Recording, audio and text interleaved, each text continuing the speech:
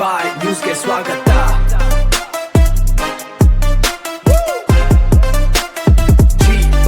ಚಿಕ್ಕಬಳ್ಳಾಪುರ ಜಿಲ್ಲಾ ಬಿಜೆಪಿ ಕಚೇರಿಯಲ್ಲಿ ಇಂದು ಮಹತ್ವದ ಸುದ್ದಿಗೋಷ್ಠಿ ನಡೆಯಿತು.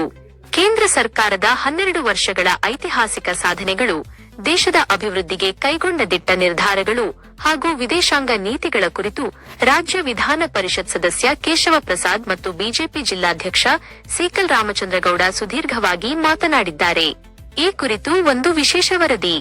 ಸಬ್ಕಾ ಸಾಥ್, ಸಬ್ಕಾ ವಿಕಾಸ್, ಸಬ್ಕಾ ವಿಶ್ವಾಸ್ ಈ ಧ್ಯೇಯದೊಂದಿಗೆ ಕಳೆದ 12 ವರ್ಷಗಳಿಂದ ಪ್ರಧಾನಿ ನರೇಂದ್ರ ಮೋದಿ ನೇತೃತ್ವದ ಕೇಂದ್ರ ಸರ್ಕಾರ ಜನಪರ ಆಡಳಿತ ನೀಡುತ್ತಿದೆ ಎಂದು ವಿಧಾನ ಪರಿಷತ್ ಸದಸ್ಯ ಕೇಶವ ಪ್ರಸಾದ್ ಶ್ಲಾಘಿಸಿದ್ದಾರೆ.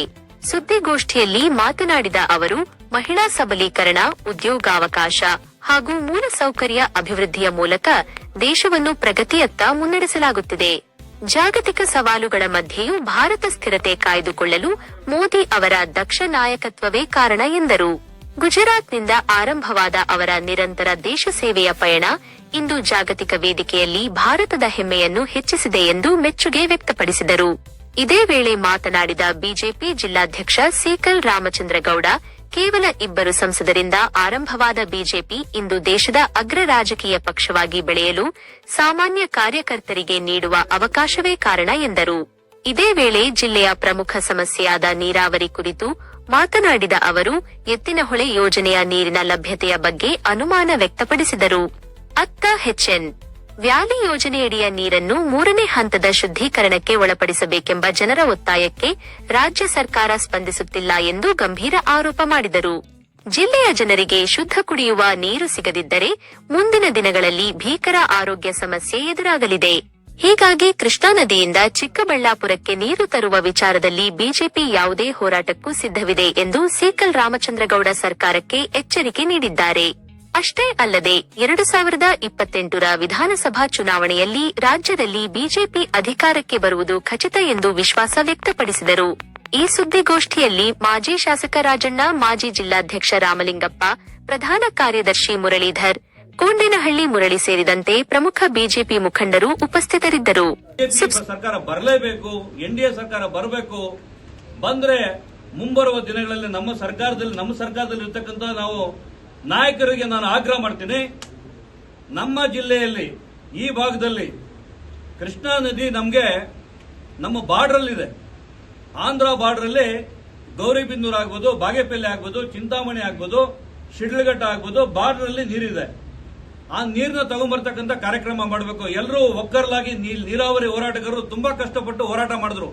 ಸತತವಾಗಿ 15-20 ವರ್ಷ ಹೋರಾಟ ಮಾಡ್ತಾ ಇದ್ರೆ, ಆದ್ರೆ ಯಾರಿಗೂ ಜಯ ಸಿಕ್ಕಿಲ್ಲ. ನೀರಾವರಿ ಹೋರಾಟಗಾರರಿಗೆ ಏನು ರಿಸಲ್ಟ್ ಸಿಕ್ಕಿಲ್ಲ. ಆದ್ರೆ ಇವತ್ತು ಎಲ್ಲರೂ ಒಕ್ಕರ್ಲಲ್ಲಿ ಇವತ್ತು ನೀರಾವರಿಗಾಗಿ ನಾವೆಲ್ಲ ಹೋರಾಟ ಮಾಡಲಿಲ್ಲ, ನಮಗೆ ನೀರು ಸಿಕ್ಕಿಲ್ಲ, ಒಗ್ಗಟ್ಟಾಗ್ಲಿಲ್ಲ ಅಂತ ಹೇಳಿದ್ರೆ ಮುಂಬರುವ ದಿನಗಳಲ್ಲಿ ಎಲ್ಲರೂ ಕೂಡ ಇಲ್ಲಿರ್ತಕ್ಕಂಥ ರೈತರ ಮಕ್ಕಳು ನಾವು ಎಲ್ಲರೂ ಕೂಡ ತುಂಬಾ ನಷ್ಟ ಅನುಭವಿಸಬೇಕಾಗತ್ತೆ. ಹಿಂಗಾಗಿ ಈ ಒಂದು ವಿಕಸಿತ ಭಾರತ ಏನಿದೆ, ಮೋದಿಜಿಯವರ ಏನು 2047ಕ್ಕೆ ವಿಕಸಿತ ಭಾರತ ಆಗಬೇಕು ಅಂತ ಇಡೀ ದೇಶದಲ್ಲಿ 75% ಇವತ್ತು ಬಿಜೆಪಿ ಬಂದು ಇವತ್ತು ಎಲ್ಲರ ಒಳ್ಳೆ ಕಡೆ ರಾಜಕಾರಣ ಕೊಡ್ತಾ ಇದ್ದಾರೆ. ಇವತ್ತು ನಾವು ಕೂಡ ಈ ಭಾಗದಲ್ಲಿ ಮುಂಬರುವ ದಿನಗಳಲ್ಲಿ ಒಗ್ಗಟ್ಟಾಗಿ ಇವತ್ತು ಮೋದಿಜಿಯವರಿಗೆ ನಾವು ಮುಟ್ಟಿಸಬೇಕು. ನಮ್ಮ ಜಿಲ್ಲೆಯಲ್ಲಿ ಇರತಕ್ಕಂಥ ಕಷ್ಟ ಮೋದಿಜಿಯವರವರೆಗೂ ಹೋಗ್ಬೇಕು. ಈಗ ಹೋಗ್ಬೇಕಂತ ಹೇಳಿದ್ರೆ ಒಗ್ಗಟ್ಟಾಗಬೇಕು. ನೀರಿನ ಸಮಸ್ಯೆ ಇಲ್ಲಿರ್ತಕ್ಕಂಥದ್ದು ತೀರಿಸಬೇಕು. ಅದೇ ರೀತಿ ಇಲ್ಲಿರ್ತಕ್ಕಂಥ ಬೆಳೆ ಬೆಳೀತಕ್ಕಂಥದ್ದು ಏನೆಲ್ಲ ಇದೆ, ರೇಷ್ಮೆ ಬೆಳಿತೀವಿ, ಆ ರೇಷ್ಮೆ ಬೆಳೀತಕ್ಕಂಥ ಜಮೀನ ಕಿತ್ಕೊಂಡು ಕೈಗಾರಿಕೆ ತರ್ತಕ್ಕಂಥ ಕೆಲಸ ಮಾಡ್ತಕ್ಕಂಥದ್ದು ಓಡ್ತಕ್ಕಂಥ ಒಂದು. ಅದಾದ್ಮೇಲೆ ಹಾಲು, ಇಷ್ಟೊಂದು ಸುದೀರ್ಘವಾಗಿ ಹಾಲು ಇರ್ತಕ್ಕಂಥದ್ದನ್ನ ಹಾಲಿಗೆ ಒಂದು ಬೆಂಬಲ ಬೆಲೆ ಕಟ್ತಕ್ಕಂಥದ್ದು ಮಾಡ್ತಾ ಇಲ್ಲ. ತರಕಾರಿಗಳಿಗೆ, ಹಣ್ಣುಗಳಿಗೆ ಇಲ್ಲಿರ್ತಕ್ಕಂಥದ್ದು ಹೂವು ಈ ಮಾರುಕಟ್ಟೆ ಸರಿಯಾಗಿ ಕೊಡ್ತಾ ಇಲ್ಲ.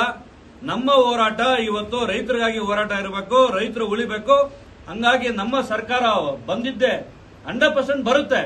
ಆದ್ರೆ ಇವತ್ತು ನಾವು ಎಲ್ಲರೂ ಒಗ್ಗಟ್ಟಾಗಿ ಎಲ್ಲ ಒಂದು ಇರ್ತಕ್ಕಂಥ ಯುವಕರು ಇರ್ತಕ್ಕಂಥ ರೈತರು ಎಲ್ಲರೂ ಒಗ್ಗಟ್ಟಾಗಿ ಏನು ಮೋದಿಜಿಯವನ್ನ ಏನು ಒಂದು ಕೈ ಜೋಡಿಸ್ತಕ್ಕಂಥ ಕೆಲಸ ಮಾಡಬೇಕು. ಮೋದಿಜಿಯವರಿಗೆಲ್ಲ ನಾವು ಭಾರತ ಸರ್ಕಾರಕ್ಕೆ ಆಗ್ರಹ ಮಾಡಬೇಕು. ಸ್ಟೇಟ್ ಸರ್ಕಾರ ಬರಬೇಕು, ನಮ್ಮ ಜಿಲ್ಲೆಗಳು ಉಳಿಬೇಕು ಅಂತಕ್ಕಂಥದ್ದು ಈ ವಿಷಯ ಏನಿದೆ.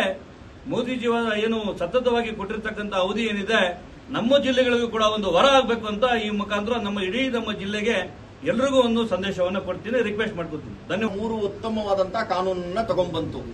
ಎಷ್ಟು ದಿನ ಬ್ಲಾಕ್ ಮಾಡಿದ್ರು? 2 ವರ್ಷ ದೆಹಲಿನ ಬ್ಲಾಕ್ ಮಾಡ್ಕೊಂಡು ಕೂತಿದ್ರು. ಯಾರ ಕಾರಣ? ಕೇಜ್ರಿವಾಲ್ ಕಾರಣ. ಅಂದ್ರೆ ರೈತರ ಪ್ರೊಟೆಸ್ಟ್ ಯಾವ ತರ ಇತ್ತು ಅಂದ್ರೆ, ಸುಸಜ್ಜಿತವಾದಂತಹ ಕೊಠಡಿಗಳು, ಎಸಿಗಳು ಹಾಕೊಂಡಿದ್ದಾರೆ, ಬೆಂಜ್ ಕಾರ್ಗಳಲ್ಲಿ ಬಂದು ಇಳಿದಿದ್ದಾರೆ, ಮತ್ತೆ ಟ್ರ್ಯಾಕ್ಟರ್ಗಳಲ್ಲಿ ನಿಲ್ಲಿಸಿ ಅದನ್ನ ಪ್ರೊಟೆಸ್ಟ್ ಮಾಡ್ತಾ ಇದ್ದಾರೆ. ದೇಶದ ಈ ಉತ್ತಮವಾದಂತಹ 3 ಕಾನೂನುಗಳನ್ನ ನರೇಂದ್ರ ಮೋದಿ ವಾಪಸ್ ತಗೊಳ್ಳುವಾಗ ಯಾವ ಮಾತು ಹೇಳಿದ್ರು? ದೇಶದ ಹಿತದೃಷ್ಟಿಯಿಂದ, ರೈತರ ಹಿತದೃಷ್ಟಿಯಿಂದ 3 ಕಾನೂನುಗಳನ್ನ ತಂದ್ವಿ. ಆದ್ರೆ ದೇಶದ ಹಿತದೃಷ್ಟಿಯಿಂದ ನಾನು ಈ 3 ಕಾನೂನುಗಳನ್ನ ವಾಪಸ್ ತಗೋತಾ ಇದ್ದೀನಿ. ಅದರಲ್ಲಿ ಖಲಿಸ್ತಾನಿ ಚಳವಳಿಗೆ ಸಂಬಂಧಪಟ್ಟವ್ರ ಒಳಗಡೆ ಬಂದು ಸೇರ್ಕೊಂಡಿದ್ರು. ಅಂತಾರಾಷ್ಟ್ರೀಯ ಮಟ್ಟದ ಕೆನಡಿಯನ್ ಗ್ರೂಪ್ಸ್ ಯಾರಿಗೆ ಖಲಿಸ್ತಾನದಲ್ಲಿ ಗಲಾಟೆ ಮಾಡಬೇಕು ಅಂತ ಇತ್ತು ಅವರೆಲ್ಲ ಒಳಗಡೆ ಬಂದು ಸೇರ್ಕೊಂಡಿದ್ರು. ಹಾಗಾಗಿ ರೈತರ ಹಿತದೃಷ್ಟಿಯಿಂದ ನಾವು ಪರಮೋಚ್ಚವಾದಂತಹ ಗಮನವನ್ನ ಕೊಟ್ಟಿದ್ದೀವಿ. MSP ಕೊಡ್ತಾ ಇರೋದು ಅತ್ಯಧಿಕವಾಗಿ ಬಿಜೆಪಿ ಸರ್ಕಾರದಲ್ಲಿ. ಹಾಗೇನೆ ಎಲ್ಲಾ ರಾಜ್ಯ ಸರ್ಕಾರಗಳು ಕೂಡ ಅವ್ರ ಜೊತೆ ಕೈ ಜೋಡಿಸಬೇಕು. ಇವಾಗ ನೋಡಿ, ಇಲ್ಲಿ ಯೂರಿಯಾ ಇಲ್ಲ ಅಂತ ಇದ್ದಾರೆ. ಯಾಕೆ ಗೊತ್ತಾಗಲ್ವಾ ರಾಜ್ಯ ಸರ್ಕಾರಕ್ಕೆ? ಬೆಳೆ ಬರುತ್ತೆ, ಎಷ್ಟು ಯೂರಿಯಾ ಬೇಕು, ಏನ್ ಮಾಡಬೇಕು ಅಂತ. ಕಳೆದ ಸತಿ ಇದೇ ಸಂದರ್ಭದಲ್ಲಿ 1600 ಟನ್ ಕಳ್ಳ ಸಾಗಾಣಿಕೆ ಆಗ್ತಾ ಇತ್ತು ಕೇರಳಕ್ಕೆ. ಈ ಸತಿನೂ ಅದು ಆಗಲ್ಲ ಅಂತ ಅನ್ಕೊಂಡಿದ್ದೀರಾ? ಅಲ್ಲಿ ಜಗಳ ಕೂಡ ಆಗಿದೆ. ಅವನೇನ್ ಹೇಳ್ತಾನೆ, ನೀವು ಅದನ್ನ ತಗೊಂಡ್ರೆ ಇದೆರಡನ್ನ ತಗೋಬೇಕು ಅಂತಾನೆ. ರೈತನ್ಗೆ ಏನ್ ಬೇಕೋ ಅದನ್ನ ತಗೊಳ್ಳೋಂಗ್ ಮಾಡಬೇಕು. ದೇಶದ ಎಲ್ಲಾ ರೈತರು ಒಂದೇ ಪ್ರಶ್ನೆ, ಸ್ವಾಮಿನಾಥನ್ ಆಯೋಗದ ವರದಿ ಜಾರಿ ಮಾಡಬೇಕು. ನೋಡಿ, ಸ್ವಾಮಿನಾಥನ್ ಆಯೋಗದ ಬಹುತೇಕ ವರದಿಗಳನ್ನ ನಾವು ಜಾರಿ ಮಾಡಿದೀವಿ. 100% ಮಾಡಿದೀವ, ಆಗದೆ ಇರಬಹುದು. ಆದ್ರೆ ಆ ಮಾಡುವಂತಹ ಹಂತದಲ್ಲಿ ಖಂಡಿತ ಇದ್ದೀವಿ. ಸಂಘ ಉತ್ತರ ಕೊಡುತ್ತೆ. ಸರ್, ರಾಮಚಂದ್ರ ಅವರು ಈಗ ಹೋರಾಟದ ಬಗ್ಗೆ ಏನಾದರೂ ಮುನ್ಸೂಚನೆ ಕೊಡ್ತಾ ಇದ್ದೀರಾ? ಅಂದ್ರೆ ನೀರಾವರಿ ಹೋರಾಟದ